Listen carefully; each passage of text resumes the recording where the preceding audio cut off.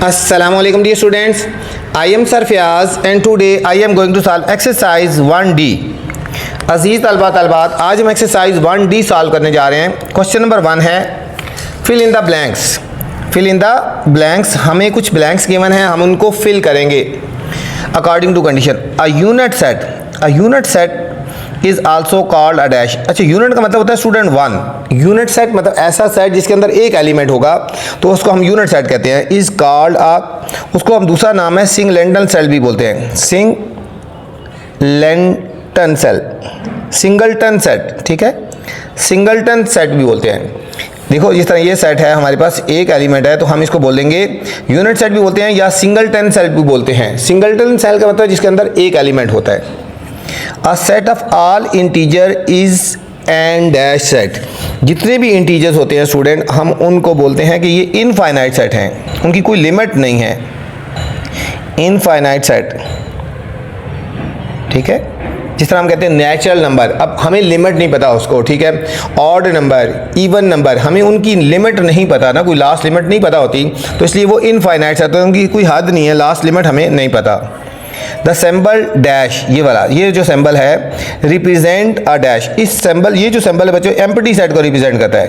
Empty set कि इसके अंदर कोई एलिमेंट भी नहीं है, उसको रिप्रेजेंट करता है कि ये एम्प्टी सेट है, ठीक है। ये जो सिंबल होता है, the number of element in a set is called dash. किसी सेट के अंदर जो नंबर्स होते हैं, जिस तरह ये नंबर है, इनको क्या बोलते हैं? कार्डिनैलिटी बोलते हैं। Cardinality, cardinality,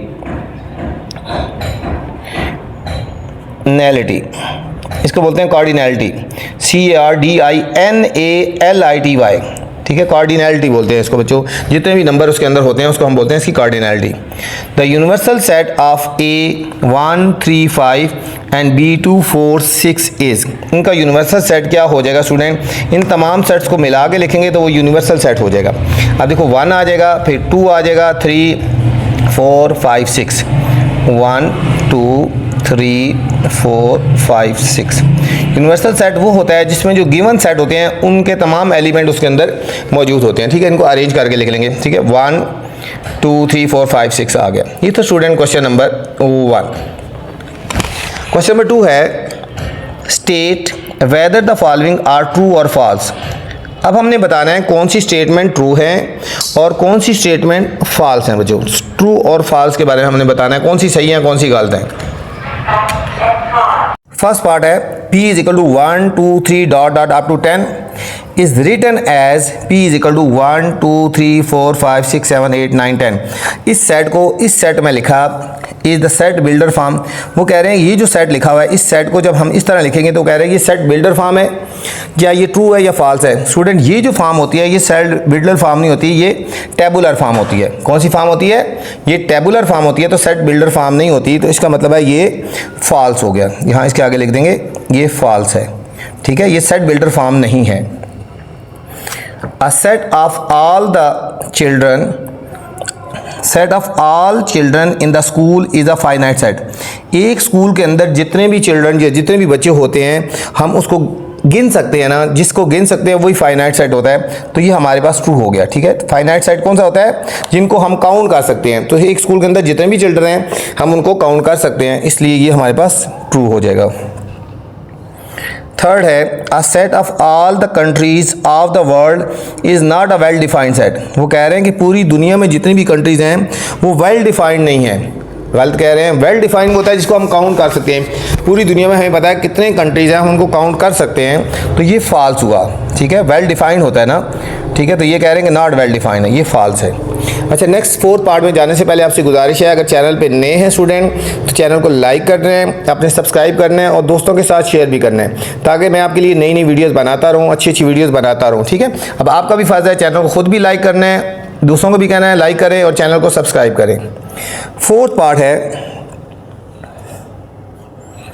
the symbol this denoted as a set. वो कह रहा है ये जो सिंबल है वो सेट को डिनोट करता है। गलत, ये तो बिलोंग टू को होता है ना, ये एलिमेंट को रिप्रेजेंट करता है ना, तो ये हमारे पास हो गया फॉल्स हो गया। ये सेट को रिप्रेजेंट नहीं करता, तो ये फॉल्स हो गया। यहाँ पे लिखा है A belong to. A B C, कह रहा है ए इसको बिलोंग करता है। देखो ये स्टूडेंट ए इसके अंदर आ रहा है ना, तो ये हमारे पास ट्रू हो गया। ठीक है, ए बिलोंग करता है ए बी सी को, तो यस ट्रू हो गया, ए बिलोंग कर रहा है।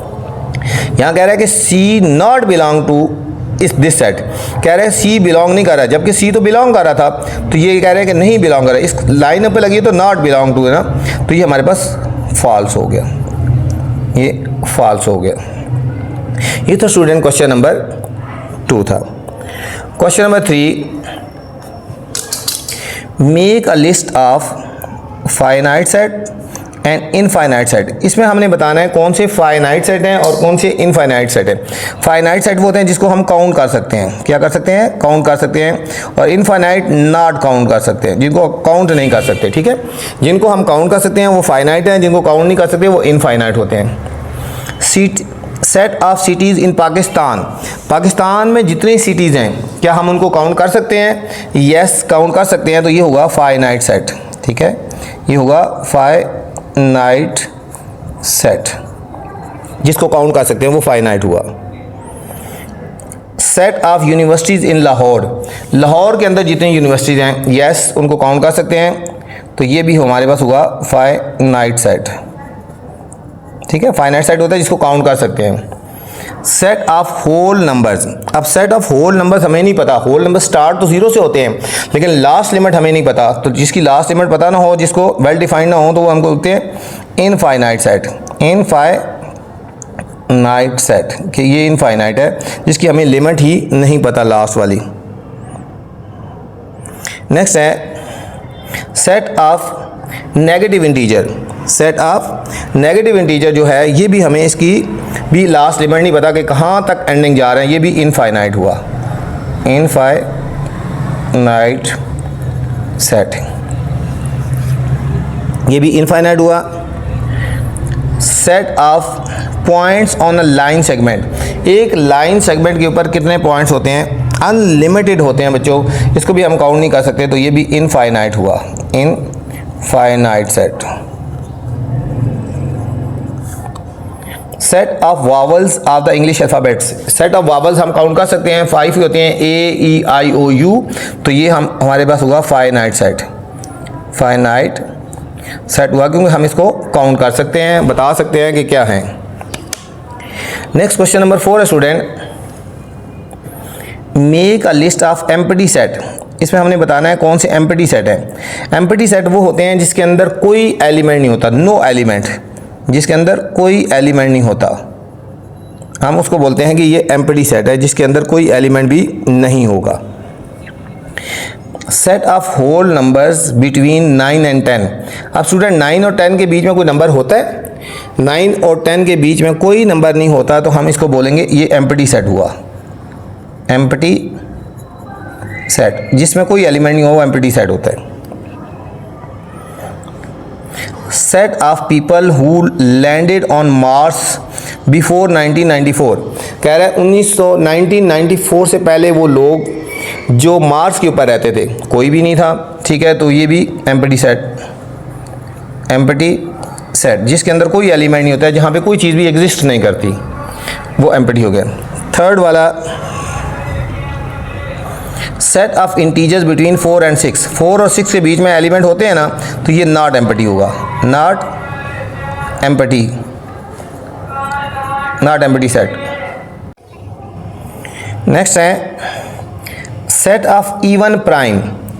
सेट ऑफ इवन प्राइम बच्चों, ये हमने देखना है इवन प्राइम, ये भी हमारे पास क्या हुआ, नॉट एम्प्टी हुआ, नॉट एम्प्टी हुआ।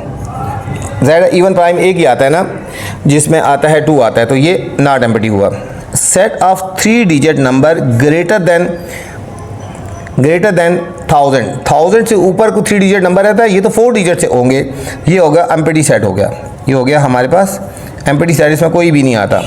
Set of points of intersection of 2 non parallel lines, 2 non parallel lines में बच्चों set of point of intersection of 2 non parallel lines. अच्छा, नॉन पैरेलल लाइंस ये होती है ना, ठीक है, तो इसमें set of point of intersection होता है ना एक, तो ये भी होगा not empty, not empty set, ये भी नॉट एम्प्टी सेट हुआ।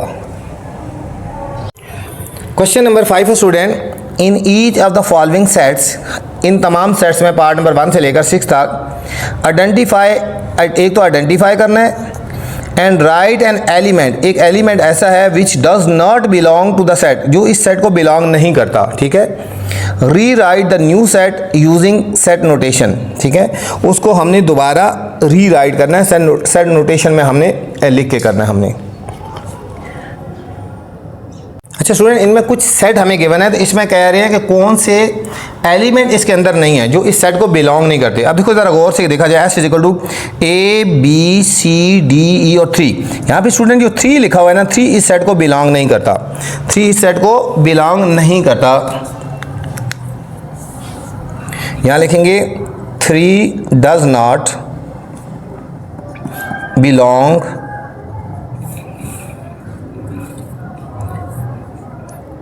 टू दिस सेट, ठीक है। 3 इस सेट को बिलोंग नहीं करता, ठीक है। तो कौन कौन से सेट हो गए जो बिलोंग करते हैं, ये हमारे पास हो जाएगा ए बी सी डी और ई हो जाएगा, ए बी सी डी और ई हो जाएगा, और 3 इसको बिलोंग नहीं कर रहा बच्चों, इसको हमने सीधा करके इसमें। सेकेंड है 3 5 6 7 और 9।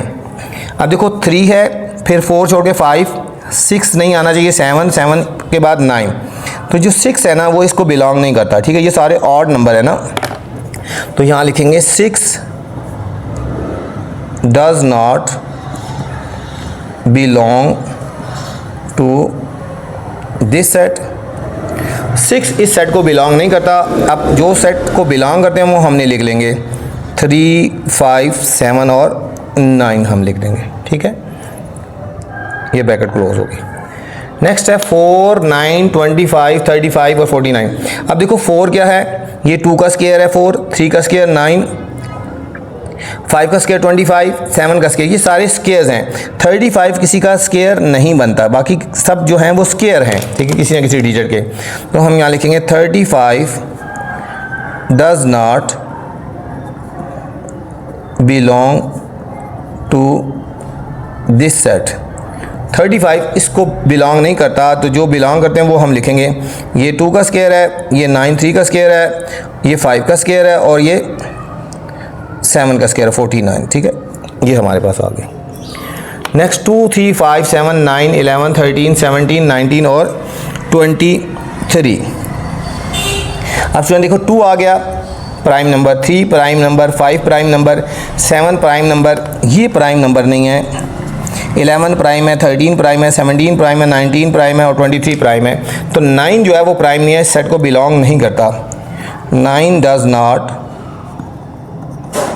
Belong to this set. अब जो इस सेट के एलिमेंट हैं वो हम लिखेंगे जो इसको बिलोंग करते हैं, 2 3 5 7 9, अब छोड़ देंगे, 11 13 17 19 और 23 हो गए। Next student Karachi, Lahore, Sindh, Islamabad and Quetta.